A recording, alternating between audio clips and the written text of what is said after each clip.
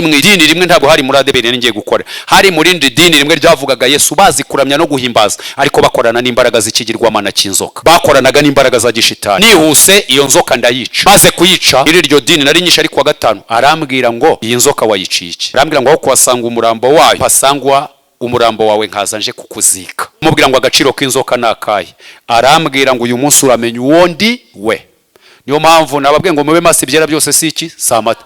Bari abantu babahamagarira imigisha bababwira ngo nimuze tubakize imyaka n'imikasiro, nimuze tubirukane ubukene ubutindi tubusezerere. Hari umwami umwe ujya ukora ni utegeka byose mu kiganza cye, ntibazababeshye bakababwira ngo babakoze ikiganza gishushye, abandi bakabahuha mukitura hasi babashyizemo imyuka mibi. Mugomba kujya mumenya naho Imana ishakirwa. Muvuge ngo amen. Narayishe maze kwica gerageza gushaka kunyisha akoresheje imbaraga za gishitani. Ngiye kubona mbona hari ku cyumweru nayisha, ariko wa gatanu ngiye kubona mbona afunze. Ubwo hari byinshi ndi kurenga kubazumva yenda CD yanjye cyangwa kubazabukurikira kuri YouTube. Niwe arangije aravuga ngo hari n'ubushobozi, ngo iyo twizeye amagambo ye nkuko yagize ate yayatubwiye. Ndashaka kubabwira ngo kwa Yesu hari ubutwari, hari n'ubushobozi, dufite autorité, dufite puissance. Mu yandi magambo mu izina rya Yesu harimo ubutwari, harimo n'ubushobozi. Ndangishe mari iminsi 6 ndi muri koma, agikora ibyo namaze iminsi 6 ndi muri koma. Nari kuri centre de santé yitwa Kimiro nko, ubwo kubabwira uburyo nahageze bagatangira kunyitaho nibirebire. Nari muri koma, bantungishije serumu bayicometse mu mubiri, ntunzwe n'amazi. Nyuma baza kurangara, abantu bajya barangara, barangaye kandi ko umuntu wese yasinzira, si byose basinziriye. Hashira amasaha 6 batari baza kunshyiramo serumu, basanga ya maraso yose yagarutse, bagerageza kuyasubizamo birabananira, barayamena. Nyuma y'amasaha 2 n'igice mba nkuwe mu mubiri. Nibwo namaze amasaha 6 nari napfuye. Ngaruka barangije kunyambika icyo bita gupfunya. None Imana ijya kuntembereza, imbishurira byinshi ndi kuvuga mu Rwanda n'inyuma yarwo. Amayerekwa arambye, urumva amasaha 6. Nyuma Imana iza kungarura, irambwira ngo yangaruye kubw'ibintu bitatu, kandi ubwo mugize amatsiko yo kubimenya. Nishaka bari byo sorezaho. Irambwira ngo genda ubwira abanyarwanda bari mu mahanga bifuzaga kubona bumvaga u Rwanda mu mateka uyu munsi bakaba barurimo, n'abavuye mu gihugu cy'u Rwanda kubw'ibihe bibi n'amateka y'iki gihugu mukajya inyuma yacu.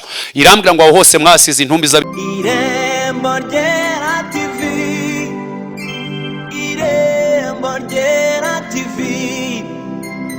Uko nzi neza ko iyo umuntu avuze isomo hagiye kurisoma aba yahateguye agahita asoma, noneho ugatangira gusoma. Bari kuhashakisha ukarangiza gusoma, ugatangira gusobanura barimo gusoma, ukarenda usoza nta na hamwe mwigeze muhurira. Ndifuza rero ko dutangirana kandi tugakorana neza. Mu gihe cyanye mfite kuguhagarara imbere cyangwa se kubana namwe bigende neza, kandi Imana iduhana umugisha. Naje rero nasenze kuko nari nzi ko nza hano, kandi nawe ngiye kugusaba ibintu bitatu aho wicaye wowe udukurikiye. Ndagusaba ibintu bitatu. Icya mbere, aho wicaye unsengere kandi nawe wisengera. Icya kabiri, untiza amatwi n'amaso, ibyo birabagora, iyo nkunga murayinyima se. Icya gatatu, twese imitima tuyishyire ko yaturaritse. Abahari muvuge ngo amina cyane. Uwaturaritse ni umugabo wuzuye, ni umugabo w'umuhanga, ni utanga ubwenge no kumenya. Ngira ngo mbabwire ngo ibintu bikwiriye byose iriteraniro yamaze kubitegura, kandi byakugirira umumaro nibyo yaguteguriye. Ababyumva muvuge ngo amina cyane. Ni umugabo ufite byose mu kiganza cye. Naramutangaye. Uyu mugabo agera ku mfubyi akazibera umubyeyi, yagera ku bapfakazi akababera umugabo nyamugabo, yagera ku bakene akababera igisubizo. Haleluya! Ni umugabo ufite ubutware, kandi ubutware buhaza umuntu wese. Yesu ashimwe. Reka rero dusome cya gitabo nababwiye, gitabo cya Yosuwa ibice 15 n'umurongo wa 13 niho dutangirira. Dusome. Haranditswe ngo, nuko Kalebu mwene Yefuni Yesuwa amuha gakondo muri bene Yuda kuko Uwiteka yari yamutegetse. Amuha Kiriyatarabu, Arabu ni we se wa Anaki, niwe hitwaga Heburoni. Murongo wa 14. Maze Kalebu yirukana mu bene Anaki 3 ni baba Sheshayi na Humani na Tarumayi bene Anaki. Murongo wa 15. Nuko avayo atera abidebira Debira kera yitwaga Kriyasiteferi. Namwe niko muri gusoma. Kalebu aravuga ati umuntu uzatera Kriyasiteferi akahanesha nzamushingira umukobwa wanjye Akisa. Umurongo wa 17. Otiniyeli mwene Kenazi murumuna wa Kalebu niwe wahahinduye maze Kalebu aramumushingira. Umurongo wa 18. Nuko wa mukobwa agitaha kwa Otiniyeli aramuhenda ngo asabe si igikingi. Ava ku ndogobe ye, Kalebu aramubaza ati urashaka iki? Umurongo wa 19. Uwo mukobwa aramusubiza iti ungirira ubuntu, dore wampaye igikingi kusi ntiwampa n'amasoko y'amazi. Namwe ariko mwasomye urabona ko hariho n'akabazo. Nuko ahamuha amasoko yo haruguru n'ayo hepfo. Iyo niyo gakondo y'umuryango w'Abayuda kuko amazu yabo yarari. Nabategereje kugira ngo muhagere dusome turi kumwe, tutaza kunyuranya, ngasoma muri kwashakisha, nkaza kurangiza gusoma ngatangira gusobanura, namwe muri gusoma ugasanga ntaho turi buhuriye. Ndifuza ko tuza kugira aho duhurira. Mwahageze, reka dusome. Haranditswe ngo abona amasoko akamye kandi n'ibihu bijyanwa n'inkubi y'umuyaga, barindiriye umujinya w'icuraburindi, kuko bavuga amagambo akakaje yo kwihimbaza, bagashukashuka bari mu ihunga ryo guhunga bagenda bayobye, babashukisha irari ry'imibiri yabo, ry'imibiri n'imigenzo n'ibyisoni nke. Babasezeranya umudendezo nyamara ubwabo ari imbata z'ibiboze, kuko icyanesheje umuntu kiba kimuhindukiye nk'imbata yacyo. Kiba kimuhinduye nk'imbata n'imbata. Iri jambo rirakomeye. Kiba kimuhinduye n'imbata yacyo. Nje muri Bibiliya yanjye niko handitse gutya ngo, niko handitse hano muri Bibiliya mfite. Handitse ngo kiba kimuhinduye n'imbata yacyo. Niko handitse hano muri Bibiliya yanjye. Namwe niko mwasomye? Ni mu bumbe Bibiliya. Ibindi turabiganira. Rero ko twasomye turi kumwe kandi twatangiranye, ndifuza ko n'ubundi tugendana muri iki gihe cyose, tugakorana neza, tukaza gusoza dusenga, ariko twagendanye muri gahunda zose. Muri iki gihe mbagaza ahangaha, yenda ku bantu tutaziranye, nitwa Bongwa Alphonse, nari nabasuhuje ariko sinari nabibwiye nitwa Bongwa Alphonse. Siko banyita niko nitwa. Ndi umugabo ndubatse, mfite umudamu n'abana 3. Umwana wanjye mukuru ari kwiga segonderi mu wa 3. Sengera Remera, aho niho nkorera umurimo w'Imana, niho Yesu yanshize kugira ngo abariho mukorera ndi. Yesu ashimwe. Rero nkuko mubizi, kuri uyu mudugudu wa Kacyiru n'umudugudu natangiye kuvugaho ubutumwa, ndi umwana w'umusore. Abari bahari imbere yenda bataje vuba hano, batahimukiye vuba cyangwa babatijwe nyuma, barabizi ko tubana neza. Mu yandi magambo turakundana. Yesu ashimwe. Nasuye ibyiciro bitandukanye, nahaje mu biterane, nje kuririmba cyangwa se no kuvuga ijambo ry'Imana, nasuye ababyeyi, nasuye amwe mu makorari. Muri make dufitanye amateka yihariye. By'umwihariko mukagira n'umuyobozi mwarimu wacu tuyoboye, nawe tubana neza. Twamenyanye twese turi abasore, n'uyu munsi turacyakundana. Yesu ashimwe. Rero nshima ikaze mwampaye kuba mpagaze hano, ndumva ari iby'igiciro. Nabihaye agaciro cyane kuba Yesu yantekerejeho mu bakozi b'Imana bari hano mu mujyi wa Kigali, bandusha kuvuga neza, b'intyoza, bazi kubivuga no kubikora neza. Nanjye Yesu akangirira icyizere ngo iki giterane gihagarara imbere. Kubw'iyo mpamvu mwongere mu mukomera amashyi mu muvugirize impundu. ijambo nahawe nshaka ko tuganiraho nzajya nyuzamo n'ubuhamya ni ijambo rivuga ngo Uwiteka muri uyu mwaka wa 2024 ni ijambo Imana yampaye ngo mbaganirize niyo nshuro ya mbere cyangwa se niwo munsi wa mbere w'uyu mwaka wa 2024 mbahagaze imbere. Imana yampaye ijambo rivuga ngo mbabwire ngo Uwiteka turemere ibikingi bifite amasoko yo haruguru nayo hepfo. Birashoboka ko ushobora kuba umaze igihe ufite ibikingi ariko bitari bifite amasoko. None muri uyu mwaka wa 2024 ahumagaye nko mu butayu, Uwiteka ahindure kuba hatoshye. Yesu ashimwe. Twasomye amagambo hano, mu magambo tumaze gusoma hano dusomye iri jambo na magambo menshi ni maremare twasomye, ariko twasomye ku bantu benshi ndari buvugeho bose. Ndashaka kuvuga ku muntu witwa Kalebu, mvuge no kuri Yosuwa. Uyu Yosuwa na Kalebu ni muri ba bandi Mose yatumye mu batasi 12 bagiye gutata igihugu cy'Ikanani. Mwabyibutse se? Bavuye mu Egiputa, Imana yohereza Mose mu Egiputa, imwohereza gukura y'Abisiraheli. Mu rugendo rwabo rurerure rw'ubutayu mu myaka 40, Bibiliya iravuga ngo bitegeye igihugu cy'Ikanani benda kukigeramo. Banyuze mu butayu butandukanye ntari busobanure muri uyu mwanya. Murabuzi ko babaye mu butayu bw'imo wabo, banyuze mu butayu bw'imo wabo, banyura mu butayu bwa Sine, banyura mu butayu bwa Refidimu. Ntabwo hose bagera mu Irimu bashaka kuhatura. Imana ati oya ruracyakomeje, ntabwo nshaka gutinda aho ngaho. Barangije ngo bageze aho bitegeye igihugu cy'Ikanani, ngo Imana yohereza abatasi 12 bajya gutata igihugu cy'Ikanani. Bibiliya iravuga ngo bamaze kugitata bazana no kumbuto cyangwa se kumweru w'ubutaka bwaho, bazanira Mose n'Abisiraheli ngo baze kugaragariza Abisiraheli na Mose ko igihugu bakigezemo. Bibiliya iravuga ngo abatasi 12 abatasi 10 bazana inkuru z'inshamugongo. Ndagira ngo mbabwire ngo Imana ntabwo igikorera mu bwinshi bw'abantu. Imana mu bantu benshi, Imana ikeneye umuntu. Yesu ashimwe. Iyo ikipe ihagarariye u Rwanda igiye mu kindi gihugu cyangwa mu mahanga, igiye ihagarariye u Rwanda, si ngombwa ko bose batsinda ibitego. Nubwo yaba ari umuntu umwe gusa akabikora neza, ajya hesha igihugu cy'u Rwanda ishema.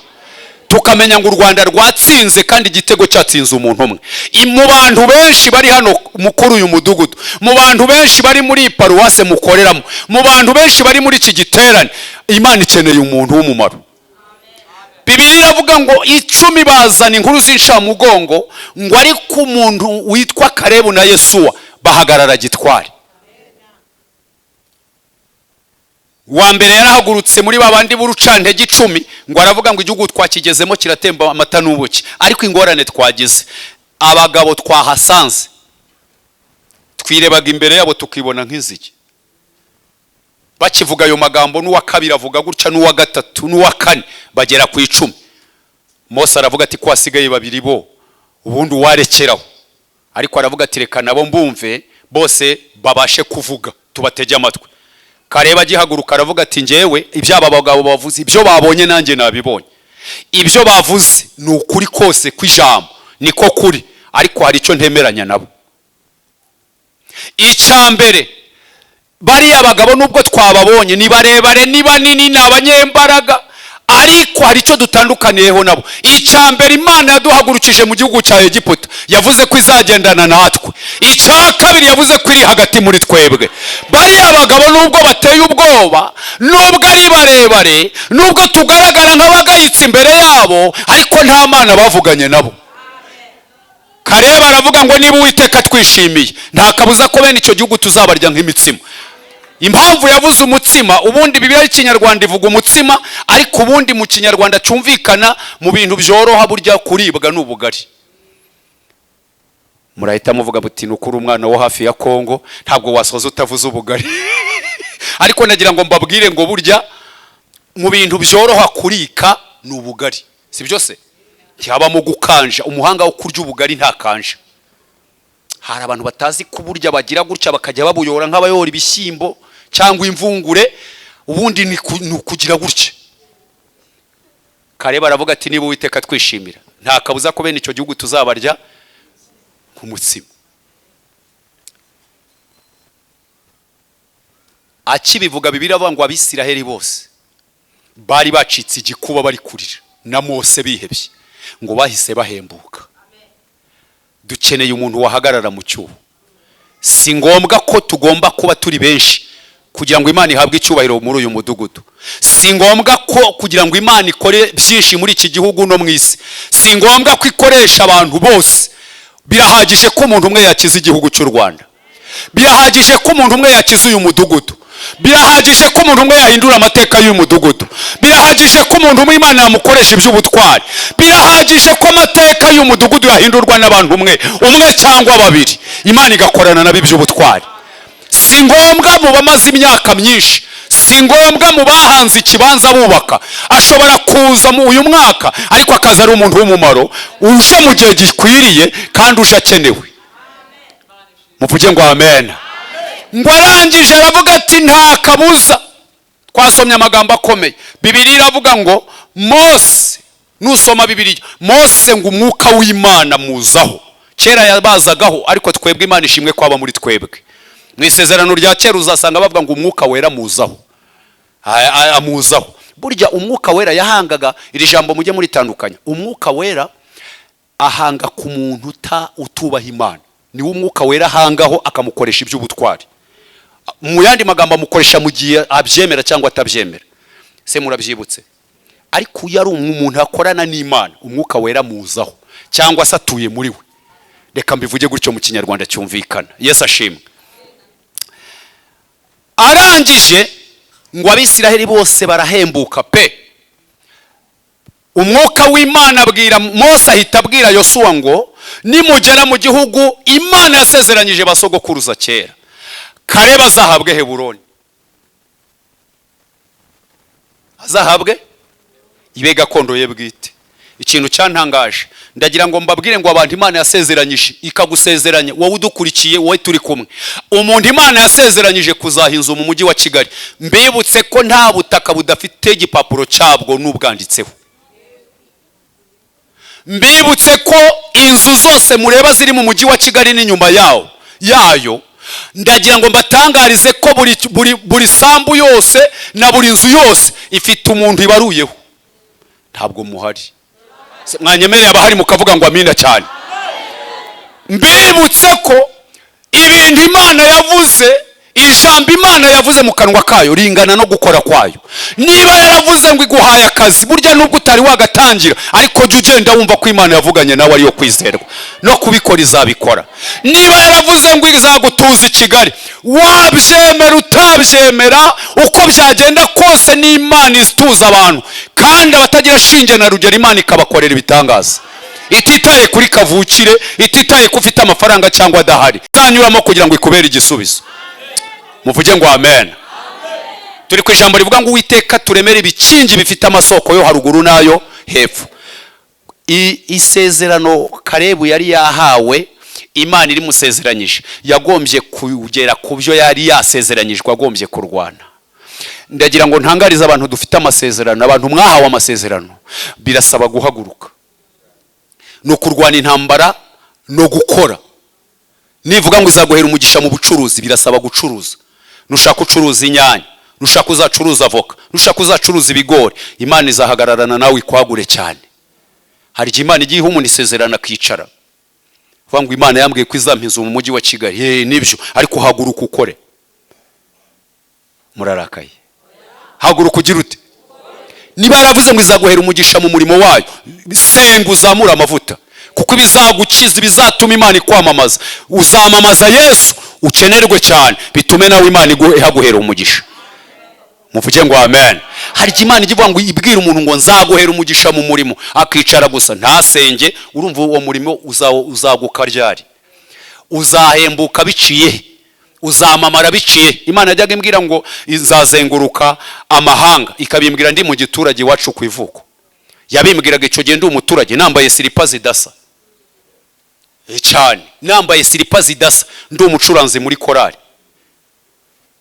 Iwacu aho mvuka mu rugo nta muntu urarenga iki gihugu ngo ajye inyuma yacu, ariko kubera icyo Imana yamvuzeho, uyu munsi wa none ibihugu ndabigenda. bidatewe n'amashuri, bidatewe n'aho mvuka, bidatewe n'amafaranga, bidatewe n'uko ndi miliyoneri, bitewe n'icyo Imana yavuze. Icyo cyonyine gifite imbaraga kurusha ibintu byose wakwishingikiriza. Muvuge ngo amina cyane. Imana ubwayo irihagije. Yesu ashimwe. Bibiliya iravuga ngo icyo gihe Kalebu yari afite imyaka 40. Hashira imyaka 45, amaze kugera muri 85 ngo aravuga ati ngomba guhaguruka. Unusoma mu bice 14 muri iki gitabo twasomye, umurongo wa 12 ngo abanza ageze kuri Yosuwa, asanga Yosuwa yatanze imigabane yaramwibagiwe, ntabwo yarakimwibuka. Ngo abanza kumwisobanura amubwira ngo wibuke icyo Uwiteka yatuvuzeho, yamvuzeho turi Kadeshi y'Ibaruneya. Abandi bose bazanye urucantege ngo ariko njyewe nomatana n'Uwiteka. Ngo arangije kumubwira ayo magambo aramwibuka, ngo ariko ahita amwereka aya magambo twasomye, ahita amwereka abagabo, ngo ahita amwereka iki gikingi Heburoni ituwemo n'abagabo b'abanyembaraga. Ariko Imana yaravuze. Ngo arangije aramubwira ngo rero twasomye ijambo rikomeye ngo nuko Kalebu arahahindura, yarahamweretse. Nasomye igitabo kimwe gitanga commentaire biblique, kiravuga ngo impamvu Yosuwa yamweretse Heburoni kamwereka abanyembaraga bayirimo, ngo yamurebesheje amaso y'ubukure, ngo amurebye abona atazabishobora. Ngo ariko ndaramuhamiriza aramubwira ngo zambaraga nari mfite mu myaka 40, cyagihe natabaraga ngatahukana insinzi, izo mbaraga z'imyaka 40 zamushobozaga, izo mbaraga ziracyari muri njyewe. Birashaka gusobanura ngo nukurinda izi mbaraga nizo zizaduhesha iby'Imana yadusezeranyije. Niba warazitakaje kwa heri n'amasezerano kuzasohora, ariko niba izo mbaraga Imana yavuganiyemo nawe zikiri muri wowe mu mutima wawe ukabukigwije imbaraga z'umutima, Imana izasohoza icyo yavuga nawe. Ngo arangije aramubwira ngo zambaraga nari mfite, aramubwira ngo ubu mfite imyaka, cyagihe nari mfite imyaka 40 ubwo Uwiteka yavuganaga nanjye, none ngize 85, ariko imbaraga nari mfite izo mbaraga ziracyari muri njyewe. Ngo amaze kubimubwira, biratwasomye ijambo rivuga ngo nuko Kalebu arahahindura. Agira ate? Amaze, hari umuntu ujya uhindura imisozi atarwanye? Ese ubwo mutekereza ko aba banyembaraga bapfuye kurekura gusa nta mbaraga zakoze? Bibiliya yavuze ngo arahahindura. Ngo ariko arangije nawe yibuka ko ibintu byose atari we wenyine wabirangiza. Ngo aravuga ngo umuntu uzarwana ngo nuko atera Debira. Amaze guhindura Heburoni, yatubwiye ngo nuko atera bidebira, kera hitwaga Kiriyasiteferi. Ngo arangije aravuga ngo umuntu uzatera Kiriyasiteferi akahahindura kera hitwaga Debira, ngo nanjye nzamushingira umukobwa wanjye Akisa. Murahari? Ndibazababeshye burya intare ibyara intare. Nta ntama ibyara ingurube, intare ibyara intare, ingwe ibyara indi, intama ibyara intama, ingurube ibyara indi, pusi ibyara ipusi. Burya n'umunyamwuka ajya abyara abanyamwuka, n'umunyembaraga abyara abanyembaraga. Mu yandi magambo Imana ibyigukoresha n'abazakwigiraho bazaza basa nawe. Niyo mpamvu iyo tugira umugisha tukaza mu nzu y'Imana, tuba dukenewe kurerwa n'abanyembaraga, kugira ngo natwe ibiturimo ibibarimo mu yandi magambo ibyiza bikurimo bibanduze. Yohe n'umunyamubiri ugira ngo gukizwa nabi niko bakizwa. Dukeneye ku tubyara, tidukwiye kubingumba turi mu nzu y'Imana. Muvuge ngo amen. Bibiliya yavuze ngo arangije arahahindura, ngo ahita avuga ngo umuntu uzatera Kiriyasiteferi akahahindura nanjye nzamushingira umukobwa wanjye Akisa. Yarakeneye Kalebu w'umunyembaraga, yarakeneye kuzashingira umugabo w'umunyembaraga akaba ari waho umwana we. Nta muntu ujya wishimira gushingira ikigwari, siko bimeze se? Arangije Bibiliya yatubwiye ngo Otiniyeli mwene Kenazi murumuna wa Kalebu niwe wahahinduye. Mu isezerano rya kera nta kibazo cyari gihari, murumuna we niwe wahahinduye. Ntabwo uzakiza igihugu yavuye kure, uzahindura Kiriyasiteferi ntiyavuye kure, ubundi wicaranye nawe ari hafi yawe, ahubwo birasaba gusenga ngo Imana iguhuze nawe. Ntabwo mubyumvishe. Ndababwiye ngo umuntu ushobora guhindura amateka y'uyu mudugudu, uwahindura amateka y'iki gihugu, uwahindura ibintu byananiranye mu muryango, ntabwo ari kura utuyemo, ahubwo birasaba imbaraga z'Imana ziguhuza nawe kugira ngo abashe kuba umumaro mu gihe cye. Abanyumva mutere haleluya. ntabwo ari ngombwa ko Imana izazana abanyamerika ngo bahindure u Rwanda. Imana izakoresha ingabo z'u Rwanda, izakoresha abanyarwanda, izakoresha nje nawe kugira ngo twubake igihugu, kugira ngo twubake itorero rizima, kugira ngo duhindure amateka y'iri torero. Si ngombwa kwizana abavuye kure, ni nje nawe. Haleluya. Otiniyeli mwene Kenazi niwe wahahinduwe, niyo magambo twasomye. Bibiliya yavuze ngo amaze kuhahindura, ngo wa mukobwa Kareba aramumushyingira. Amaze kumumushyingira, niyo magambo twasomye. Mundebe hano, muri gusinzira? Yesu ashimwe. Aramumushyingira. Amaze kubona mugeze iruhande, ikintu cyantangaje cyane, amaze kubona mugeze iruhande, ngo aramubwira ati dore nibyo twahawe iki gikingi. Birandigaragaza igikusi bahamaze, nico gikingi Karebu yabahaye, ariko ngo abaha igikingi kitagira amasoko. Mu yandi magambo yabatuje ku musozi udafite iki amasoko. Ngo arangije aramuhendahenda, ngo aramubwira ati nibyo papa wawe yaduhaye igikingi, ariko tuhaburiye umugisha. None genda umwinginge, umubwire, umwinginge kandi ugende ubanze umushime ibyo yakoze, ubanze wiyoroshye wicishe bugufi. Bibiliya yavuze ngo afata indogobe ayicaraho. Ngo arangije aragenda aramubwira ati papa, ngo akimubona hariya, ngo ahita amubaza ngo urashaka ko nkugirira ndi? Muvuge ngo amina. Cyamba ngo aya masaha nawe Imana ni wowe iri kubaza ngo ikugirira ite. Nawe uba umuhanga usubize icyo kiri mu mutima wawe.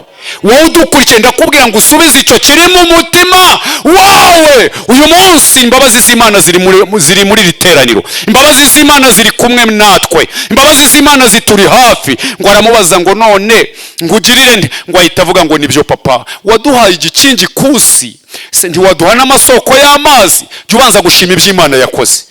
Imana yarakoze muri 2023 na 2024 iracyakomeje imirimo yayo. Dukwiye kubanza kukurura ibineza y'Imana y'imyaka myinshi tumaze, tukayishima tukabona kuyaka n'ibindi. Muvuge ngo amen.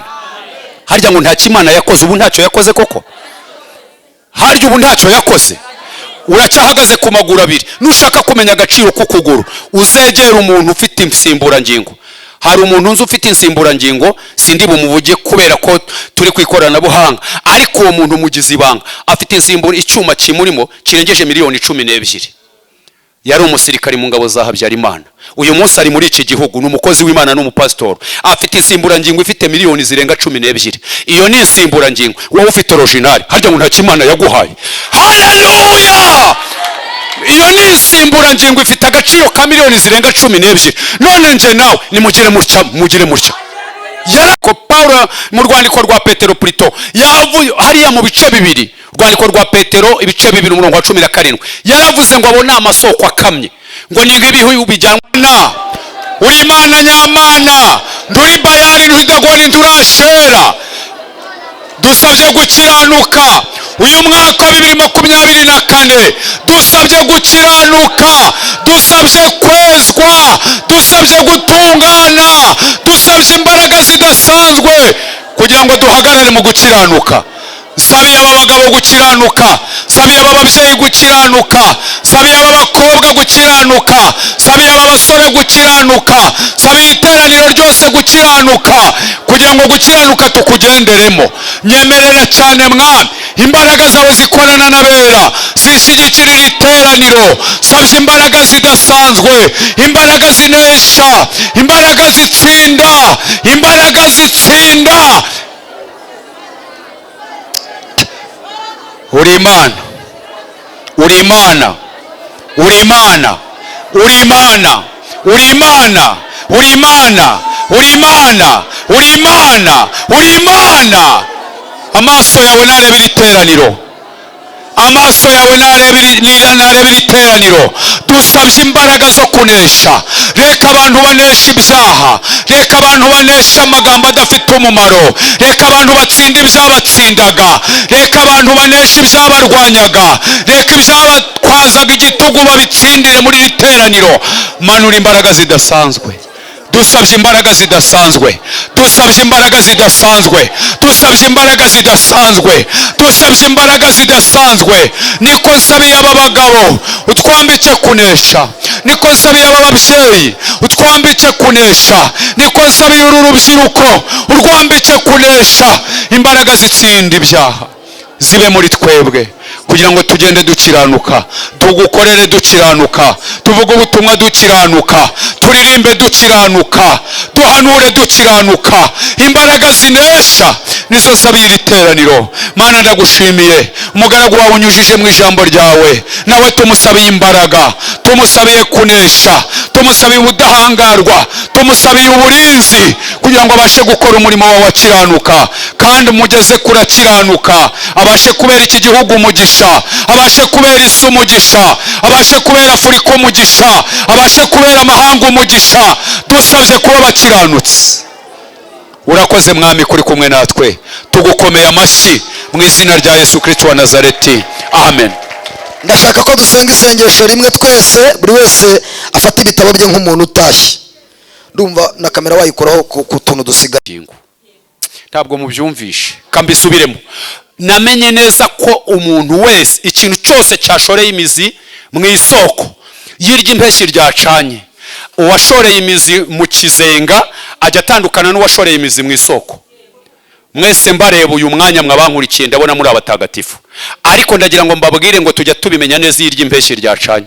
Nibwo tuvuga ngo burya bari ku rufatiro Kacyiru, nibwo tuvuga ngo burya Remera bari ku rufatiro, nibwo tumenya ngo aba bakristo ntibari abadeperi gusa, ahubwo bari abakristo.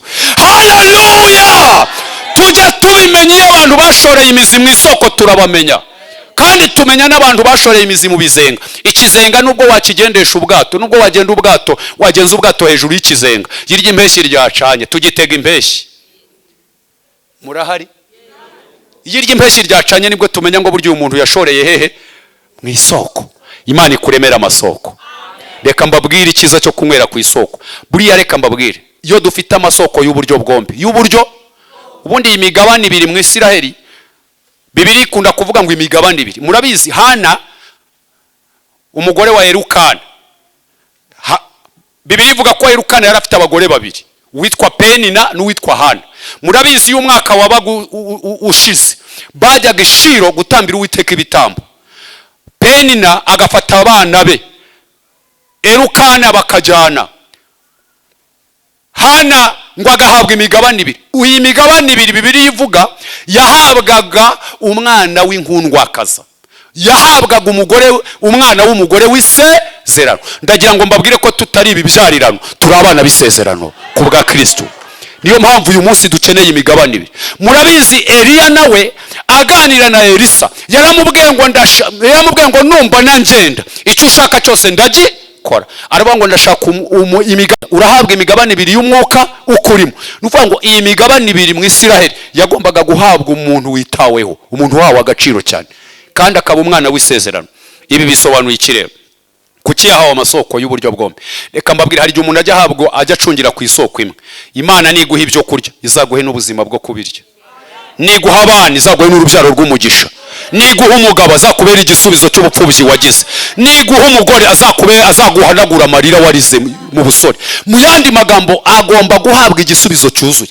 Hari igihe umuntu ajya ahabwa ibyo kurya bikaribwa n'abagaragu n'abasha, akarya ibyokeje agahekenya, ukajya wibaza iki si igisubizo cyuzuye ndugu yangu? Ibyo ni ibikingi. Hari igihe umuntu ajya agira diplome ikamara imyaka 10 itarabona akazi. Diplome igira agaciro ari uko itanga umugati. Ntabwo munyumvisha. Icyo ni igikingi. Hari igihe umuntu ajya agira imiryango mu Rwanda no mu mahanga, akagira abakomeye n'aboroheje mu nzego zose, ariko atagira uw'umumaro. Ndakwinginze Imana ikuremera amasoko muri uyu mwaka. Iguha abantu b'umumaro, kuko mu bantu Imana ikeneye umuntu. Ntabwo ari ngombwa ko ikoresha benshi, umuntu umwe gusa yahindura ubuzima bwawe. Si ngombwa ko ikoresha benshi, umuntu umwe gusa yahindura amateka y'ubuzima mu muryango. Abanyumva mutere haleluya! Dukeneye abantu b'ingirakamaro, dukeneye abantu b'umumaro muri korali. Baririmbyi mukeneye abantu b'ingirakamaro. Abanyamasengesho dukeneye abantu b'umumaro muri twebwe. Badiyakoni, ministeri zose zikorera hano dukeneye abantu b'umumaro. Icyama ngo Imana iguhuze n'uw'umumaro. Keneye umuntu w'umumaro ngo arangije ngo nukwamuha amasoko yo haruguru nayo hepfo. Bisobanuye iki? Uriya mugore, ubundi murabizi uri umugore mu buryo bw'umwuka ashushanya itorero. Mwabyibutse? Ashushanya iki? Itorero twarigezemo. yarangiza akajya tunihira, kuko niwe utunihira imintu itabarika, akamenya ibikenewe mu rugo rwawe, akamenya ibikenewe ku buzima bwawe. Yesu ashimwe. Dukeneye imigabane ibiri, amasoko y'uburyo bwombi, ayo haruguru nayo turaza gukura mu icyifuzo. Mwanyemerera ngashyiramo no kubuhamya? Ngiye murebe ubahagaze imbere, nigeze kuba nararemaye, nizereye Kristo mu burwayi.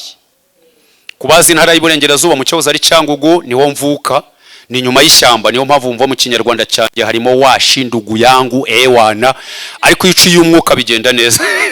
Muvuge ngo amen. Iki Kinyarwanda gitandukanye n'icy'Induga n'Ikigasabo n'icyo mu Buganza, ariko iyo uciye umwuka bigenda. Nundebera mu mubiri urajya wumva washindugu yangu ewana, wumva Ikinyarwanda kitanoze, ariko nicuye umwuka uyu munsi uratahana amasoko y'uburyo bwombi. Nayo haruguru nayo ntibazakubeshya, umuntu afite amasoko y'uburyo bwombi turamumenya. Butugira abantu bagira ibiryo ariko batabirya, ariko uzi kurya kuba ufite ibiryo ukabirya bitarunze. Mana gutunga ibikingi bakaya bakubwira wagera igihe wakanyoye isukari, ariko maze igihe mbwira abarokore ngo mureke twihangane twitoze kunywa nki. Umuntu akoroga ibiyiko 8 ngo Imana yari yarabimubwiye, urayinywera rimwe kubera iki? Niba ushaka kuyitindaho jya unywa nkeya. Urashaka gufata ibiryo byose ushyiremo amavuta wuzuza, uzayavaho vuba, kandi n'uwapfa yagira ibyo asiga ntabwo uzabimara. Murarakaye. Umuntu agakoroga ibiyiko 8 ngo Imana yari yarabimubwiye, yari yarabimubwiye se kubera iki? Dufite ikibazo. Yesu ugaburira abantu yarangiza n'ubuvungukira agategeka ko babutora. Wagize ngo uwo mugabo agira imikino. Bashatse guhaguruka bamaze kurya bavuga ati oya ni mugende gake, mubanze mutore ibyo mwanyanyagisha. No, ibye ntabwo ari byo gupfa ubusa n'iby'igiciro, bitandukanye n'iby'abanyegiputa. Ibye birimo imigisha myinshi, niyo mpamvu n'ubuvungukira agomba kubwitaho cyane. Uyu munsi mugomba kumenya uburyo mwifata muri iki gihe. Dukwiye kuba abantu batirarira. Yesu ashimwe. Dukwiye kuba abantu batirarira. Mundaze kugusura umaze igihe utarya, ujye kwikopesha fanta 6 tuzizanire rimwe. Ibyo bintu ni biki? Murarakaye. Bati kandi Aburahamu yarabaze ikimasa ku bantu bake. None se Aburahamu mwagize ngo yari umukene? Ariko umuntu yabaga inka yibagiye abantu bangahe ari umukene? Aburahamu yari umuntu ufite ubutunzi. None wowe urapfundikanya, niba ngusanganye inusu y'isukari teka mu karu, n'Imana ninkoresha nzahasiga n'amata. Ariko nimukirarire abarokore, niba dukijijwe tukaba turi abana b'umwami, turi abana bisezerano, dufite amasoko yo haruguru nayo hepfo, ntimukirirwe mushakira mu bintu byinshi, nimwubaha Imana muyubahishe zabubahisha. Haleluya! Dukeneye gukorera Imana ariko dufite n'ubwenge bwayo. Nje murebe ubahagaze imbere, nizereye mu burwayi. Nari mfite ikibazo cy'uburwayi bwo kubyimba inyama bivaho, inyama zirabora, ngera ku rwego nagendeshaga amaguru n'amaboko, narahinamiranye. Ibyo bivaho inyama zirabora kugeza ubwo bajyaga bandyamisha mu nzu, bigasaba ko aho bandyamishije niba bahanderuye basanga inyama zagiye zifata ku misambi bari bandyamishijeho. Ubuzima burangora, ubuzima burandushya, nizerera muri ubwo burwayi. Ndibuka umugabo umwe wigeze icyo gihe yari umusore, yitwa Nzarurisherezo Alexis. N'ubu tuvugana aracyarimba muri korali naririmbaga amahitwe rw'intare. Ngerageza kubabwira ibisinyamenya gupfundikanya, mbabwira ibyo Yesu yakoze nzabibabwira, ibyo atarampa sinzabivuga. Yesu ashimwe. Hari abantu ngo bajya bapfundikanya bagashyiraho na montage ibyabaye n'ibitarabaye kugira ngo bemeze abantu. Singamije kubemeza kuko na Yesu ubwe ntabwo arabemeza. N'ubu hari abantu batari bemera kandi yakoze byinshi. Nge naje kubahamiriza imbaraga ze ko zigihari. Abanyumva muvuge ngo amina. Dukeneye kumenya Imana nyamana tukayimenya neza. Nayishingikirije irambwira ngo kukunyizeye nk'umunyembaraga nanjye nzakugirira neza. Itangira kunyomora ibikomere byo ku mubiri. Uwo mugabo nababwiye witwa Nzarurishereza Alexis yaje iwacu aje gusura mushiki wanjye bari inshuti, aje asanga bambitse mu mufuka. Umufuka umwe bawaryamisha yari uvuga ngo bashyiraga hanze isazikirwa zituma zirya inyama. none bigira inama kujya bamfata bakanshyira mu mufuka bakawunyuza aha undi bakawunyuza hejuru nkirirwa ndambaraye muri iyo mifuka izuba ryose nkaryoteramo niba hatari umuntu uri bunkureho aho ngaho bikaba ngombwa ko imvura ihanyagirira ndagira ngo mbabwire ngo uyu mubiri mu usige mu butaki ariko aho nkurikiye ujye umenya ngo uyu wambaye ni icondo mbese kivuye mu mwuka cyitwa iki ni icondo kizivanga n'ikindi wakwigira gutya wagira gutya wakwigira gutya wakwigira ukuntu wakwitwara utya ujye umenya ngo wambaye icondo matiyeri yawe ni icondo igihe kiragira maze kwizera Imana iravuga ngo ngiye kukwereka ko ndi umunye mbaraga itangira kunyomora ibikomere byo ku mubiri itangira kunyomora igikomere cyo mu mutima kuko ikigeragezo kirambye gikomeretse umutima igihe kigeze Imana iza kungirira ubuntu irampagurutsa wakwibaza ngo byagenze gute yenda bigaragara cyane iyo ndi kuririmba kuko nibwo mbasha kunyeganyeza ingingo zose njya nshyiramo agatege noneho aya magufa murayareba bangwa aya magufa yasohotse kubera kugenda nkururuka narahinamiranye ariko Yesu suko yananiwe gushyiraho inyama yari kuzizamura zikajyaho kwari kugira ngo nawe ushidikanya Yesu azakwemeza kwereke ko ajya hagurutsa n'abaremaye bagahagarara Yesu ashimwe uyu munsi mpagaze ku maguru abiri mbabwira ngo uwagendaga nkururuka ndibwa n'imbebe uyu munsi mpagaze ku maguru abiri ndi muzima kandi imbaraga zakoze n'uyu munsi ziracyakora impagarisanwa mubwire ngo hejuru y'imbaraga z'ubumuga hari n'imbaraga zikiza abamugaye hejuru y'imbaraga z'uburwayi bwananiye abantu hari n'imbaraga zigikiza indwara hejuru y'ibidashoboka ku banyabwenge hari Imana ishoboye ibyo abanyabwenge bananiwe yikomera amashyi uyivugiriza impundu mu izina rya Yesu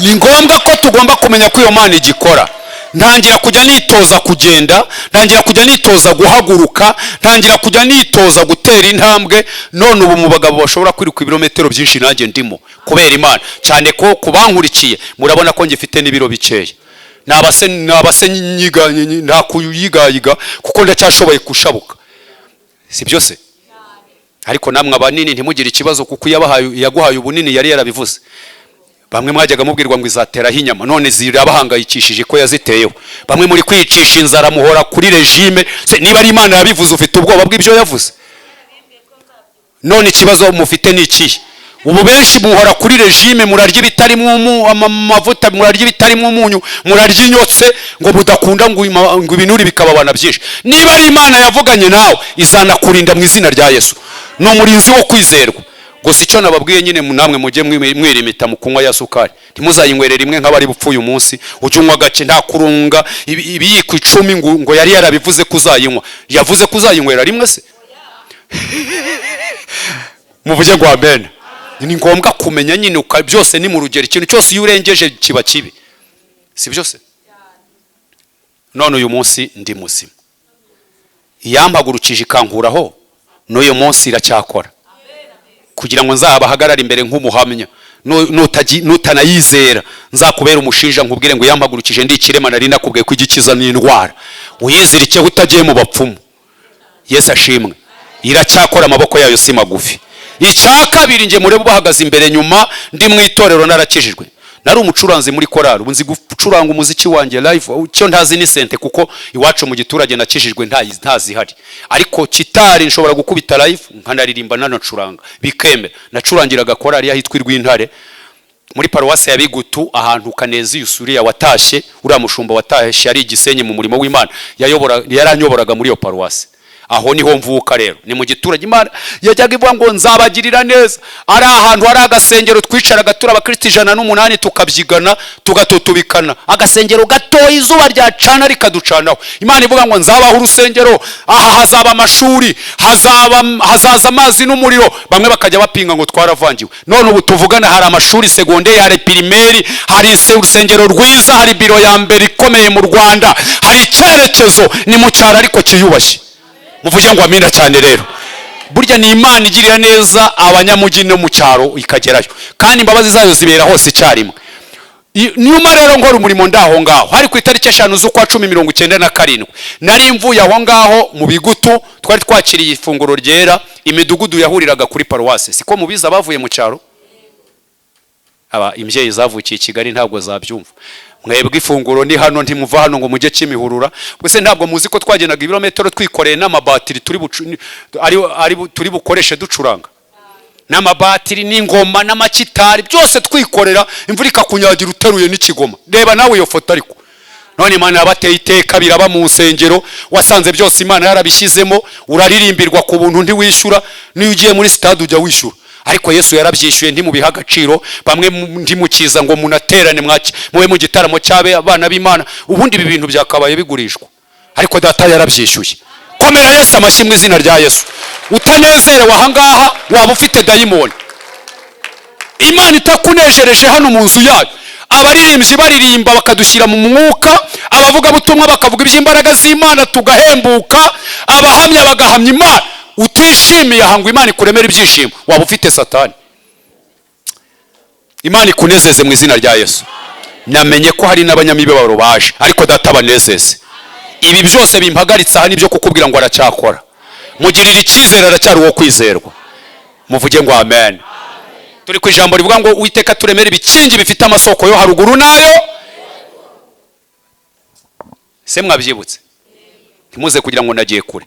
Ndangije kuri izo tariki 5 z'ukwa 10/97 nari mvuye kuririmba, mvuye gucuranga, ngeze ahantu mu gasantere nsanga umuntu utagiye gusenga wiri wacuruza. Ndamubwira ngo mwene data kutaje gusenga, arambwira ati mwene da Imana yangiriye ubuntu.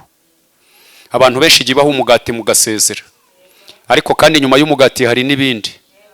Ubu hari umuntu wajya guza hano, sinanezezwa nuko naza mwese mwuzuye muri abashomeri mutatanga n'icacumi mutakwakira n'abashyitsi, ahubwo nanezezwa no gusanga nyine Imana igenda ibinyuranye ibihe. Uyikamuha uyagasigara ku gikumba. Uyu nguyu byahagarara yagarutse gusenga gusaba aho byavuye, uyikabira mushubije imuremeye ishimwe kugira ngo ibagire. No kugira ngo ibagire ntibazababeshyo. Ubu twese duhaye imodoka, nta modoka yagira agaciro. None wayiguze ya business yamumarira iki? Inyuranye ibihe. Nuhagera ujye wumva ko hari uwahabanje. Witware neza, wubaha Imana. Muvuge ngo amina cyane. Ndangije rero wa muntu turaganira muhya mbese muha mapu y'ibihe byiza twagize mu nzu y'Imana. Arangije rero mu gihe cyo kumusezeraho arambwira ngo ntiwagenda ntagusezereye. Reka nguhe nkwakire nanjye ngukorereho umugisha. Ndamubwira ntiwaretse. Hari umudiyakoni wacu wari wasengeshereje abana yantumiye, hari ibyo kurya n'ibyo kunywa. Iwacu mu cyaro bubahaga umwana iyo yabaga yasengesherejwe bamukoreraga ikirori. Abanyamujyi mwebwe hari n'igihe mbona mutabiha agaciro, ugasanga nta namuka ari umwatetse, ukumva ni ibintu bisanzwe, ariko iwacu barabyubahaga. Ndangije rero hari umudiyakoni wari wantumiye ndi kujyayo. Ndavuga ntiwaretse ukazanyakira ubutako ndi kwihutaho ngiye ko baduteguriye. Arambwira ngo mwene dore ushaka kugenda utambesheje umugisha. Ngira ngo n'urukundo rumuva ku mutima, naho arashaka kundoga. Ndangije numvishe yandembeje, ndamubwira nti ntangaho nyakira nanga ko asigaye ababaye. Muri iki gihe mube maso ibyera byose samata. Abantu bishi ari abarozi n'ubu bararuga bari mu nzu y'Imana. Abantu bishi ari abagome n'ubu bugome barabutukorera. Abantu bishi basuzugura bagambana n'ubu babikorera mu nzu y'Imana. Ariko mube maso ibyera byose ntabwo ari iki. Kandi ndagira ngo mbabwire ngo nubwo bimeze bityo, umudoneri n'umugeni baracyagendanye. Ariko data niwe wenyine uzi imitima yacu. Ibyo ntazi warabizi. Nabarambiye se? Abo turi kumwe mu mpera Imana icyubahiro. Ndangije aranyakira, ampereza icyayi, aragisuka mu gikombe. Uzi umuntu ukorogera muri mukaru, byibura atayirunze ngo akubitemo na nido. Nyinywe nyishira inzara byibura. Urumva iwacu wari mu cyaro ndugu yangu. Akandogera muri mukari isa n'umukara.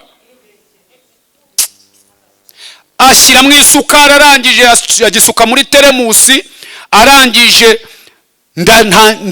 ndashimira sengesho ryo kumeza ubu ntiririba mu kwirukana abadayimoni. Nta badayimoni baba mu cyayi. Reka da yenda baba mu wagitetse ariye. Ntangira kuruka bwa burozi. Buri rugingo aho ruhuriye n'urundi numva ruracitse. Maze kuburuka marayika arambwira ngo ndagukijije. Uzabwira abantu ko hejuru y'imbaraga z'abarozi hari n'imbaraga z'Imana ikiza uburozi. None uyu munsi wari warariye uburozi, mpagaze ndi muzima, mbahamiriza ngo mwitinya babandi barara bacuragura, ngo hamiriza ngo witinya babandi bagenza ubugingo bwawe, ngubwira ngo abana babike mu kwizera, mwisashe yitwa kwizera. Imana yankijije n'ubira cyakorana nabera. Haleluya! Imbaraga zakoze n'uyu munsi ziracyakora. Wari warariye uburozi none ndi muzima, muyikomera amashyi yo kabyara.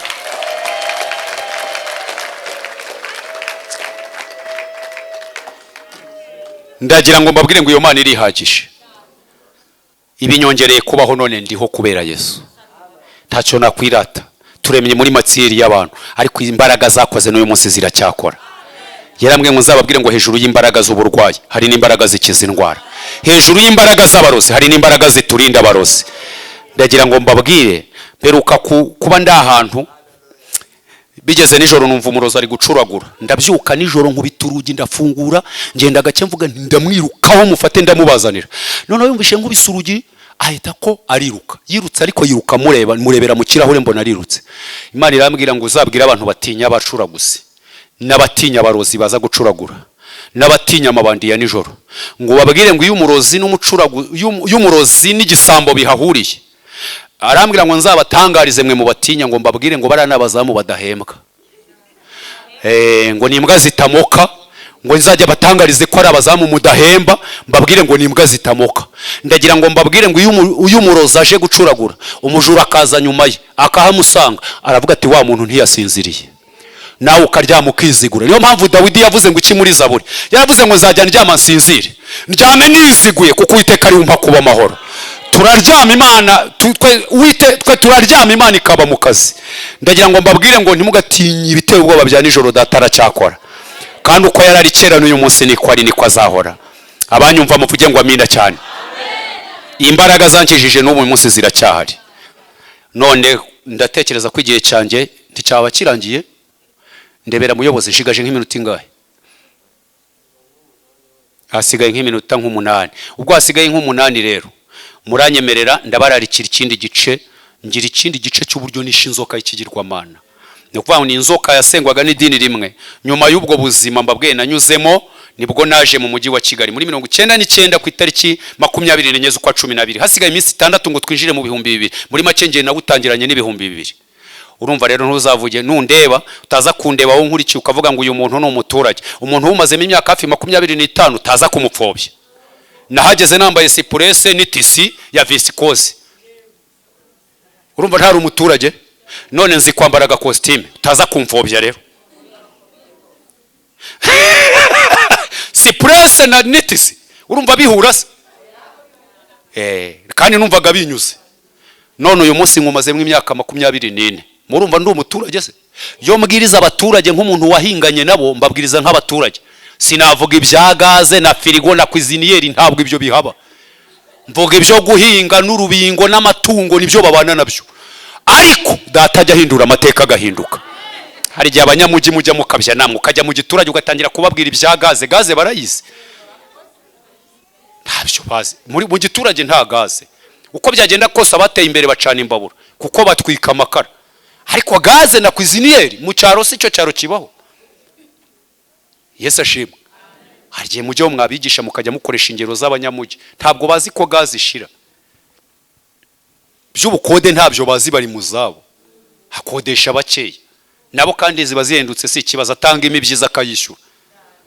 Ndiro mujye mumenya n'ingero mukoresha naho muri. Ujye umenya tere wakoreyeho. Kintu kica abantu nuko utamenya tere bagezeho. Ubuyo mbaganiriza nk'abanyamugi. Ariko kandi ndi umunyamugi wibuka aho Imana yankuye.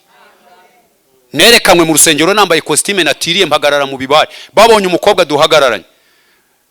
Mushumba wanyu arabizi, arahazi, aramuzi, ntuzu wa Sejane umugore wanyu. Ndagira ngo mbabwire ngo uwo mugore twarahagararanye ari umukobwa barebye uburyo meze. Sinzi ikintu cyababwiye ko costume nayitiriye. Ariko rero bahise babyibwira. Burya sinangombwa ko tubwira turakureba. Buri ibisubizo bigaragazwa n'umugore mu rugo. Iyo umugore amateka yahindutse umugore ni ubigaragaza. Iyo ubukene bwaje ni ubigaragaza. Nta ubasomamo ngo gutyo oya barabimenya gusa. Babonye duhagararanye nawe bamubwira ko ntacyo nzamumarira. Nari nambaye ikote nyine ry'umuntu nsumba undusha inyama nyinshi, naragenda gukagira ngo ndaza. Nazo ukagira ngo ndagiye. Bahise bamenya ko atari iryanjye. Ryasaga nirimanitse kuri porotomanto. Ariko Imana mfite ijambo rivuga ngo nzakugirira neza. Iri nambaye ni iryanjye. Nubwo nterekana imyenda ariko mujye mwibuka aho Imana yabakuye. Harya ngo wowe nta kimana yagukoreye. Ubu ntaho yagukuye wowe. Uyu munsi ninjye ufite mikoro ngo mbiguhamirize wowe nkurikiye. Ariko ndakubwira ngo nawe hari iby'Imana yagukoreye mu buzima bwawe. Ukwiye kuzirikana neza y'Imana. Muvuge ngo amen. ndangije rero nsanze bakuru banjye bo kwa mama wacu hano i Kigali baranyirukana tumaranye iminsi 5 bari abayisilamu barambwira ngo utemeye Imana imwe itabyarwa n'intumwa yayo Muhammad icyo mvuga si idini sinshobora kuba ntitwabana nawe wajya usenga ukaducanganyikisha n'abatizera bazi imbaraga z'amasengesho musenga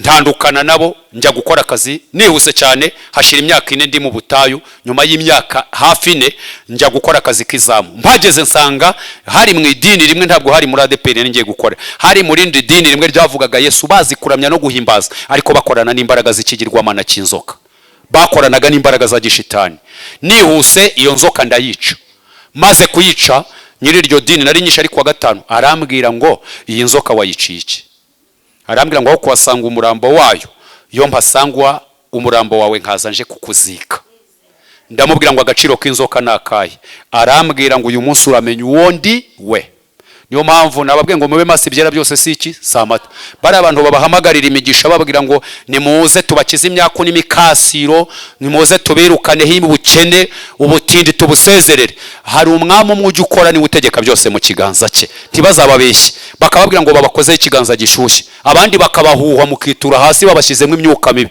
mugomba kujya mumenya naho Imana ishakirwa muvuge ngo amen narayishe maze kwica gerageza gushaka kunyisha akoresheje imbaraga za gishitani ngiye kubona mbona hari ku cyumweru nayisha ariko wa gatanu ngiye kubona mbona afunze ubwo hari byinshi ndi kurenga kubazumva yenda CD yanjye cyangwa kubazabukurikira kuri YouTube ni wandikamo Bongwa Alphonse ugashyiraho ubuhamya bwose uraza kubona ifoto yenda nambaye costume mfashe mikoro ariko ni audio bumara iminota 90 ni wandikamo ngo ubuhamya bwose buhita buza ukumva aho natemberejwe ibyo nahishuriwe amayerekwa ubutumwa Imana yambaye amayerekwa y'ibyo nagiye mbishurirwa mu madini mu gihugu mu mihamagaro murumva muri make ni byinshi ndi gukora resume kugira ngo nkibararikire n'ingaruka bari cyo nzabaha muvuge ngo amen ndangije rero nihuse cyane nyiri iryo dini yahise afungu igipfunsi cy'ibumoso agikubita mu ruhanga agikubise mu ruhanga ahita hamagara imbaraga za gishitani nanjye mpita mpamagara izina rya Yesu haleluya yo mpamvu muri Levizi wa 28 mu gakiza yaravuze ngo kwa Yesu hari ubutware arangije aravuga ngo hari n'ubushobozi ngo iyo twizeye amagambo ye nguko yagize ate yayatubwiye ndashaka kubabwira ngo kwa Yesu hari ubutware hari n'ubushobozi dufite autorité dufite puissance mu yandi magambo mu izina rya Yesu harimo ubutware harimo n'ubushobozi ndangije mari iminsi 6 ndi muri koma agikora ibyo namaze iminsi 6 ndi muri koma nari kuri centre de santé yitwa Kimiro nko ubwo kubabwira uburyo nahageze bagatangira kunyitaho nibirebire nari muri koma bantungishije serumu bayicometse mu mubiri ntunzwe n'amazi nyuma baza kurangara abantu bajya barangaye kandi ko umuntu wese yasinzira si byose basinziriye hashira amasaha 6 batari baza kunshyiramo serumu basanga ya maraso yose yagarutse bagerageza kuyasubizamo birabananira barayamena nyuma y'amasaha 2 n'igice mba nguwe mu mubiri nibwo namaze amasaha 6 nari napfuye ngaruka barangije kunyambika icyo bita gupfunya none Imana ijya kuntembereza imbishurira byinshi ndi kuvuga mu Rwanda n'inyuma yarwo amayerekwa arambye urumva amasaha 6 nyuma Imana iza kungarura irambwira ngo yangaruye kubw'ibintu bitatu kandi ubwo mugize amatsiko yo kubimenya nishaka bari byo sorezaho irambwira ngo genda ubwira abanyarwanda bari mu mahanga bifuzaga kubona bumvaga u Rwanda mu mateka uyu munsi bakaba barurimo n'abavuye mu gihugu cy'u Rwanda kubw'ibihe bibi n'amateka y'iki gihugu mukajya inyuma yacu irambwira ngo aho hose mwasize intumbi zabishwe n'inzara mwasiga bishwe n'amasasu mwasiga bishwe n'ibyorezo utarabonye intumbi zabishwe n'amasasu yabonye abishwe n'inkota ngo aho hose muhayigira imihigo itabarika muravuga ngo Mana nuturinda tuzagukorera tuzakuvugira irambwira ngo subirayo kubwabari abanyarwanda ubabwire ngo buri wese yibuke icyo yahize ahigurira Uwiteka Imana arangije arambwira ibintu bitatu bizakorwa muri iki gihugu irambwira ngo abanyarwanda nitwihana tugahinduka icyambere ubumwe buzagerwaho ngo buzava mu magambo no mu bitabo bushyirwe mu ngiro se murahari buzava mu magambo no mu bitabo bushyirwe mu bikorwa irambwira ngo icya kabiri igihugu cy'u Rwanda kizahabwa umugisha uzaturuka ku mwami Imana nitwihana tugahinduka se murari nitwihana tugahinduka abantu bakavuga Imana ibatuyemo atari yo bumvanya abandi abantu bakavuga Imana atari ukuyivuga gusa nk'injoza zo kuyivuga ahubwo Imana iba ikorana nabo irambwira ngo hari umugisha Imana ibikiye abo banyarwanda irambwira ngo icya gatatu nzababwire ngo itorero rizahembuka uyu munsi tubabwiriza musinzira kuko abantu barazahaye ntibikibaryoheye, abantu bafite imbishyi yabyo, ariko hari inzara yabyo iraje. Nimushaka mube maso mugira igihe cyo guhunika, iminsi yo kugotwa itari yaza, mbatangarize ko ari ngombwa ko nayo ari amahirwe twahawe. Ejo bundi covid, se muri covid hari umuntu wajya kugera hano mu rusengero, se ntabwo mwifuzaga kurugeramo? None bamwe bari kubyanga no kushyiraho amatangazo, yewe ubu tuzagombe gushyiraho na publicité kugira ngo usenge Imana uyishake. Ijambo riravuga mu Migani 8:17 ngo nkunda bankunda, kandi abashakana umwete nibo bazagira bate. Nubona gushaka Imana byarakunaniye ntuzagire ngo abayishaka ntacyo bakurusha. Nubona gusenga byarakunaniye ntuzagire ngo abasenga ntacyo bakurusha. Hari amahirwe y'abasenze. Haleluya! Kugira ngo batangarize ngo hari amahirwe y'abasenze, hari amahirwe y'abashakana Imana umwete, hari umwihariko w'abashakana Imana umwete. Abayishakana umwete barayibona, kandi ukunda Imana niwe umenywa nayo. Ntabwo wakunda umuntu mutaganira, ntiwakunda umuntu mudasabana, ntiwakunda umuntu mudasangira. Maze igihe mbwira abantu ngababwira ngo nuvuga ngo ukunda, byazagorana uramutse umbwiye ko ukunda umushumba wawe ariko ukaba utaruzi naho ataha. Byagorana uramutse umbwiye ngo ukunda umuyobozi presidente w'ababyeyi umutari mwana sangira, waba umbeshye. Maze igihe mbwira abarokore nkababwira ngo mujye mumbaza ibyo mu rusengero aho duhurira, ntimukambaza iby'iwanjye kuko mudashaka kuhagera. Murarakaye bati iyo ni kamera ufite, wowe se ntayo ugira. None se wowe niba uri umunyamwuka niki cyatumye utagerayo? Uramubaza ibyo mu rugo mutware n'abana sura bazi. Burya winjiye ahantu wabasha kumenya n'icyifuzo usengera nyir'urugo atakiguhaye. Iyo wageze ahantu umenya icyo wasengera. None murabeshyanya gusa, ngo iyo ntakubonye muri korari nteguza, ngo mba numva rwose ngo ndishimye, ngo mba numva ntanezerewe. Wimubeshya uramuryarya. Urukundo rugira geste. Uba ugomba kuba ufite akantu k'agateste kamugaragariza urwo rukundo, ugakora akageste kagaragaza ko umukunda. Muvuge ngo amen. Ninde ukunda umuntu batarasangira? Ninde ukunda umuntu ataragira icyo amuha? Ninde ukunda umuntu ataragera mu rugo rwe? Uwo muntu aragukunda ko kutambeshya. Urarwara ukirwariza, wagira ibyago ukifasha, uri papa ukimama, warangiza bakakubeshya ngo ufite abakunzi. Ngewe inshuti nk'izo ngizo muri uyu mwaka 2024 mbaye nzisezereye, ntimuzajye mumbeshya. Oya mutubeshya imyaka myinshi. Niba mudukunda ni mubitugaragarize, kandi mumenyereye kuvuga amagambo ku bituro muvuga mushima intumbi zigaramye imbere yanyu. Mwagiye mushima abantu bagihari. Niba ukunda mwari muzabimugaragariza akiri hano. Mubwira uti ndagukunda, namara kuvuga humetse nka narababwiye ngo nimuzajya mubabeshya ko mubakunda, bazajya babyikiriza babaryarye ko babyemeye, ariko mu mutima tuza abadukunda n'abatubeshya. Murarakaye bati ibyo nibicuzanye kuvangiye wari watangiye neza. Umuntu azagukunda urware ntagusura kubwira ngo aragukunda. Mushuma ntibazakubeshya, cyo ni ikinyoma. Umuntu ukubwira ko agukunda iyo utaje mu iteraniro yumva babaye, mukaba mutaranasangira naje, uwo muntu arakubeshya. Abantu muzajye mutubeshya, cyo ni igipindi. Murarakaye rero. Izo nshuti rata muri 2024 zitembereze. Niba zidashoboye guhinduka izitembere, se murahari? Se ko mutansubiza murahari? Rata banyumva mutere haleluya. Izo nshuti zituryarya izigirite izitembereze. Birirwa bakubeshya ngo baragukunda batanagusura warwaye. Birirwa bakubeshya wagira ibyago ntibagufashe, wagira ibirori ntibagushyigikire, wagira ingorane ntibakube bugufi, ariko wowe uburi sengesho, ubure ijambo, ubure n'ikiro cy'isukari wamushyira. Rurangiza umubeshye ngo uramukunda. Reka nsoze dusenge. Naje kugaruka nari napfuye none ndahari. Nongerewe iminsi yo kubaho. Twari ku ijambo rivuga ngo Uwiteka uyu mwaka, Uwiteka turemere bikingi bifite amasoko yo haruguru nayo, kandi ntucungire ku gasoko kamwe gusa ngo aba ariko ucungiraho. Ugomba amasoko y'uburyo yo haruguru nayo, nuburira ku isoko yo haruguru, byibura ku isoko yo hepfo uzagira umumaro. Nuburira ku isoko yo hepfo itari yaboneka, byibura ku isoko yo haruguru iby'umwuka bibe muri we byuzuye. N'umuntu naza asuherewe azasubizwe mu ibyiringiro, naza acitse intege asubizwe mu imbaraga, naza yari yihebye avuge ngo nahuye n'umukozi w'Imana. Haleluya! Dukeneye ko muhembuka mu izina rya Yesu. Hembuka ubeho, kuko umurwayi udahembutse arapfa. Umurwayi udahembutse agira ati urashaka kubaho cyangwa urashaka gupfa? Abashaka kubaho mutere haleluya. Dukeneye ko muhembuka. niba ibiterane biba hano bitabahembuye, amateraniro batumiramo abatumishi bavuye mu majyepfo n'abavuye mu ntara ntabahembure, abaririmbyi baririmba ntibabagirire umumaro, ibintu byose bikorerwa ahandi bigira icyo bikumarira, uri uwo gupfa. Hembuka ubeho mu izina rya Yesu. Umurwayi udahembutse arapfa. Reka dusenge. None reka nkubaze, wowe urumva ufite ibikingi cyangwa ufite amasoko? Dukeneye kugira ibikingi n'amasoko ntibigasigane, sibyo? Diplome igendane n'akazi. Nugira urubyaro, kubyara bigendanye n'urubyaro rw'umugisha.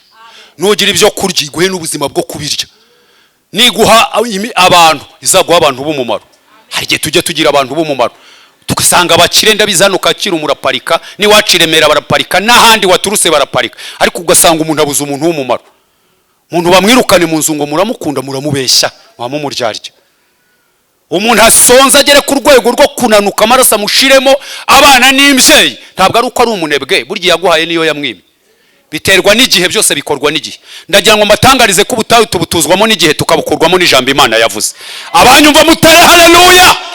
Ni ngombwa ubutayu tubutuzwamo n'igihe, tukabukurwamo n'ijambo Imana yagize iti. Wowe wifuza ko twagufasha gusenga kugira ngo nibisigaye byo abasigaye inyuma ubashe kubyakira ufite umutima wanya, wumva umeze neza, wumva uguwe neza. Ushobora kuba wari ufite ibikingi udafite amasoko, cyangwa se amasoko yawe yarakamye, uyu munsi ni mu butayu harumagaye, ariko ukeneye ko Imana ikugira neza muri riteraniro. Haguruka tugusengere. Nta comment ni Ikinyarwanda. Ubundi hari cy'abantu bajya bashyiraho ngo dushyireho akaririmbo, ntabwo iriteraniro riri automatique, riruzuye. Namenye ko umwuka wera ririmo, nta n'impamvu yo kwirirwa tugira. Ubu wowe warucungiye ku bikingi gusa, wari ufite inshuti z'umumaro. Ese wowe wabereye abandi umumaro? Ibyo ushaka kugirirwa nawe bibibe mu bandi. Amahirwe wifuza ku bantu nawe niba yakubonemo, ibyo wifuza ku Mana bibibe mu bandi. Icyo umuntu abiba nicyo agira ati. Nta uhinga ubunyobwa ngo asarure uburo, nta uhinga uburo ngo asarure amateke, nta uhinga amateke ngo asarure ibigori. Icyo umuntu abiba nicyo. Niba mukeneye kuba abantu b'umumaro mu nzu y'Imana, namwe mugomba kuba abanyamumaro. Tugiye gusenga Imana. Kasabe n'ubundi mwarimu wacu azadufashe asengere abantu kugira ngo noneho Imana iduhe imitima y'ubwenge, iduhe imitima mizima Uwiteka yishimira. Uracyafite amasoko cyangwa yarakamye? Ukeneye ineza y'Imana. Uracyakeneye ko Imana ibana nawe mu byo ukora? Ukeneye inkunga y'Imana. Ariko urinde, uri muntu ki wumva Imana yakorana nawe, wumva wagirirwa neza n'Imana? Sengera aba bantu. Zamura ibiganza byawe, ijambo rirumvikanye. Ubwira Imana ihumanura amasoko yawe. Ubwira Imana ireme ibintu nawe ubone ko ari Imana ibikoze. Ganira n'Imana mu mutima, fata umwanya wo gutuza wumve ko amasoko yawe yakamye. Ubwire Yesu ngo aya masoko yanyongera uyacane, ongera uyasibure, yajemo ibitaka, yajemo imyanda. Isoko yawe yarakamye, isoko y'ubucuruzi, isoko y'ubuzima, isoko y'imibereho, isoko yo kwakira, isoko y'amahirwe yarakamye ku buzima bwawe. Ariko uyu mugoroba cyangwa aya masaha duhamagaye Imana kugira ngo yongere guhembure, ibiganza byawe byongere kwakira, umutima wawe wongere kwakira ishimwe. Birashoboka ko uri umushyitsi cyangwa umusangwa uje utembera, cyangwa se ufite impamvu zikuzanye, ariko Imana yari kuzanye ngo wumve aya magambo, uyibwire ngo Mana amasoko yanjye yarazibye. Kera nararirimbaga, kera narasengaga, kera naraturaga, kera narafashaga, kera narifite urukundo, kera numvaga ibihe byiza muri njyewe, kera numvaga indirimbo nkumva ndahembutse, kera wari umeze kuriya, kera wakoranaga n'Imana, kera hawe amateka yawe ya kera wajyaga mu murimo w'Imana kandi ukawukundisha abandi. Ariko none umaze kunanirwa, amasoko yawe yarazibye, amasoko yawe yarakamye, ntufite n'ibyiringiro byo kongera gukamuka kubera impamvu zawe zo kujarajaza umutima. Ariko Imana igutumyeho, irakubwiye ngo urashaka kuremamo ibyiringiro bishya, irashaka kongera kukuremeramo ibindi bihe bidasanzwe, yongere isibure amasoko yawe. Mana, tuje imbere y'amaso yawe. Mana, tuje imbere y'ubwiza bwawe. Icyo dukeneye ni ugufashwa rwose mu bintu byose mu kubaho kwawe. Turasabye ngo uyu muntu wari unaniwe nahabwe imbaraga.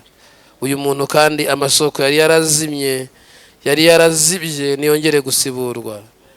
Cana umuriro muri we, muha amavuta abone kugira neza kw'Imana. Mutabare yumva atabawe, mutsindishirize, kandi inzira zawe zirenze ibihumbi zikora ibishya mu izina rya Yesu. Tumuhumekeho umwuka wawe wera, umwuka wo kumukiza, umwuka wo kumutabara, umwuka wo kumusubizamo imbaraga mu gihe yarananiwe, mu izina rya Yesu. Mwigisha icyo gukora, mwigisha icyo gukora. Muha urukundo rutagira uburyarya, muha urukundo rugira imirimo, muha urukundo rugira imbaraga, muha urukundo rubasha kwitanga no kwitangira abandi, mu izina rya Yesu. Urukundo ruhebuza ibintu byose, kandi kuko akunze abari mu isi byatumye utanga umwana wawe w'ikinege, kugira ngo ukwizera, kugira ngo ugukunda, kugira ngo ugushaka atarimbuka, ahubwo ahabwe ubugingo buhoraho. Turasenze rero, ureme ubuzima, ureme imibereho, ureme amateka mashya, kandi ubikore nk'Imana, ureme amahirwe mu buzima bwacu. Urakoze kubikoze neza kandi ubiremye mu izina ryera rya Yesu Kristo. Amen.